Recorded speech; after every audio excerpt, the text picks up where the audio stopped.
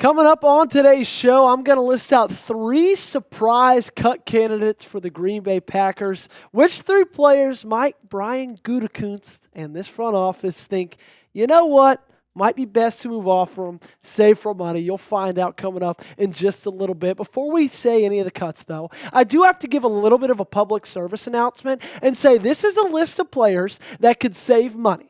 Okay? Plain and simple. This isn't a list of players who I think suck. This isn't a list of players who I think I'm better than. This isn't a list of players who I think aren't good fits. This is just solely looking at it from a how can you create more cap space for this team going into free agency. That's all it is, okay? Before I list out those players, though, make sure you guys hit that subscribe button because I got great news. We have tied Bears Now, our Bears Chat Sports channel, in overall subs for this month, okay? 336, tied them at the top. We were in 3rd when we started this, and we've had an absolutely unreal month of February. So to help us keep growing, still only halfway through the month, hit that sub button. Let's overtake the Bears, and let's take the lead. So as Green Bay sits right now, it's about $42.14 million in cap space, which is not bad. Okay, there's a lot of teams that are much worse. There's a few teams, a good amount of teams that are a little bit better, but I think this is the best space and the best spot in cap space-wise that the Green Bay Packers have been in a long time, since around 2020. Now, it's only going to get worse as Jordan Love's contract kicks in against the cap space a little bit more in the coming years, but where you're sitting right now is a really good spot. So who could they cut to make that even better? Number 1, Jaire Alexander. Okay, I know he's had a really interesting offseason. He's had a really interesting honestly, 4, 5, 6 months with this team. But I think the biggest reason why you cut a guy like this, outside of the financials, outside of what you'll get back, is because he just hasn't been playing football, okay? Just plain and simply, okay? His injury-plagued career over these last 4 years has hampered him and has hampered this team in so many crazy ways. And you look at what he's set to make, you look at what you could save if you cut him, it has me scratch my head thinking, you know, why is he even still on this roster, okay? And I know that might be a little bit of an overreaction, but guys, played 4 games in 2021, played all 16 in 2022. He was an all-pro. He was phenomenal. But he's only played 14 games in these last 2 seasons. And if you cut him pre-June 1st, okay, you'd save $6.84 million. If you cut him post-June 1st, you'd save $17.09 million. You'd save a good bit more, $11 million more. However, like we talked just a few days ago, that money doesn't kick in until after June 1st. So if you're looking at doing things in free agency, when that starts in March, you wouldn't see any of that money until early June. And then you look at 2026. What could you get if you cut them? You'd save around $18 million when the 2 post and pre dates are averaged out together, okay? However, I do think Jaire gets traded, okay? I don't think this team is just going to flat out cut him. Now, I'd rather they cut him, honestly, than not trade him and just kind of run it back. I just think he's making too much money from his post-game comments or locker room comments post-season. This was tweeted out by Kelly Hallinan. We've talked about this a good bit, but when he's a guy saying he doesn't know if he's going to be here next year and says he didn't have anything good to say, so he definitely wasn't going to talk, if that's a guy that you've got in your locker room and you're allocating that much money to him, okay, and you'd save that much money from cutting him or trading him, I don't know if I want him on this roster, okay? And the Yardbarkers staff, they think very highly of Jaire Alexander because they say that the 2-time second-team All-Pro cornerback would be in high demand on the trade market, potentially going for multiple 2nd and 3rd-round draft picks. And guys, I'm looking at this and I'm saying if that's true, which I don't know if it is, I'm a little bit more speculative that a guy who's played 14 games in the last 2 seasons, I get it, he's young, I get it, he's a star and he can be great if he plays a full season. I kind of find it hard to believe that he's going to get 2 second-rounders, 2 third-rounders.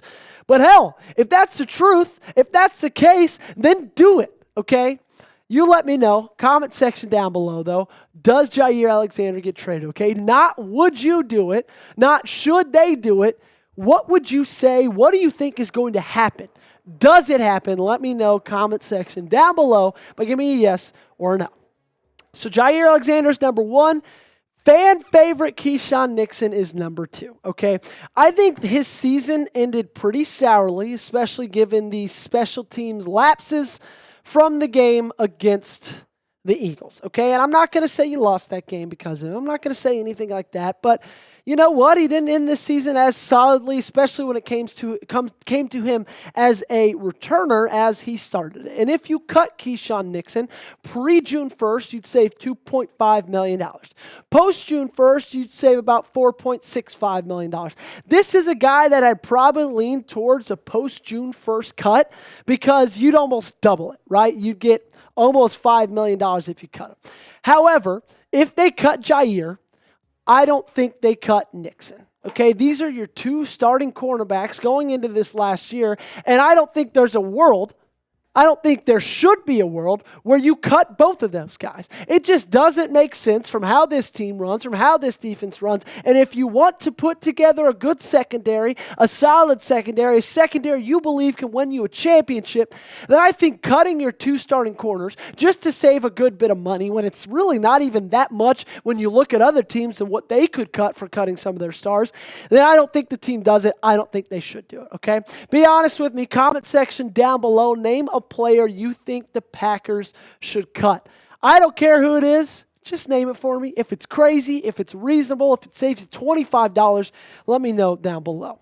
Number 3, and the final cut candidate I've got for the Green Bay Packers is tight end Ben Sims. Okay, and this one kind of seems like, I don't want to say out of nowhere, but Ben Sims isn't a guy that going into this offseason, everybody's saying, yeah, you should get him off the roster. And whether you cut him pre or post June 1st, this team saves $1.03 million in savings.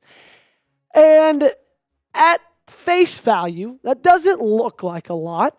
It doesn't sound like a lot, but still, $1 million, if you could save that or not save it, and you're thinking about cutting a guy or keeping a guy on the roster that caught 4 passes in 2024, then I'm not thinking twice about it, okay? I can really see this one happening. Of all the 3, I think this one's most likely to happen. I think they're going to trade Jaire. I think they're going to keep Keisean Nixon. I think they're going to cut Ben Sims, okay? So if all those cuts are made, let's just live in a fantasy world where every single one of those players were cut, or in Jaire Alexander's condition, he was traded as well, you'd still save that money.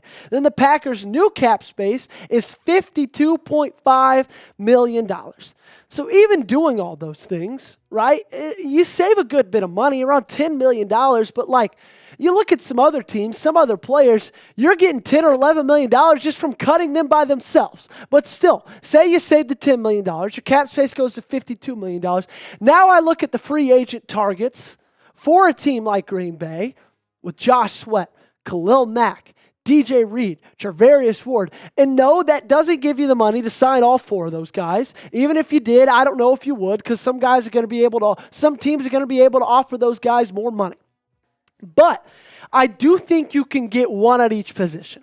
I do think you can get Josh Sweat and DJ Reed, or Khalil Mack and Charvarius Ward, okay? And in my opinion, those 2 people, whichever 2 were on that list, I think can help this team out tremendously, okay? We've talked about this a lot, but this team really, really struggled to pressure the quarterback consistently. They didn't struggle sacking the quarterback. They struggled with pressuring him, which there are worse things to struggle at, right? If you're still getting to the quarterback, you're still getting sacks, that's all great. But if you're not in the quarterback's grill, if you're not in the quarterback's face, almost every other play in this league, every 3 plays in this league, and you're letting quarterbacks sit back there and just pick you apart, that's a problem. It was a problem in the playoff game against the Eagles. And speaking of the Eagles, they laid out the perfect blueprint in the Super Bowl to show you that the trenches wins championships. Having a pass rusher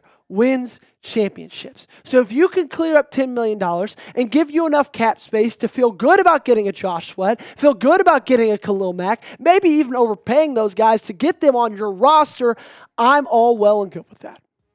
Thanks so much for tuning in, everybody. This has been the Packers Report. I am your guy, Joey Petersen, giving you daily videos on your favorite team. So if you haven't already, hit that sub button.